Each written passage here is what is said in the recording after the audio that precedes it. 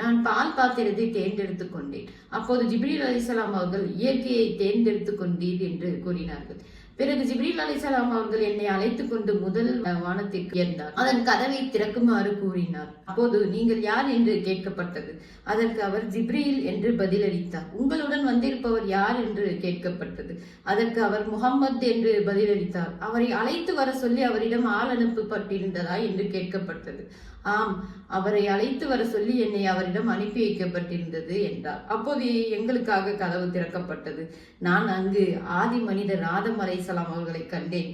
அவர்கள் என்னை வாழ்த்தி வரவேற்று எனது நன்மைக்காக பிரார்த்தித்தார்கள்.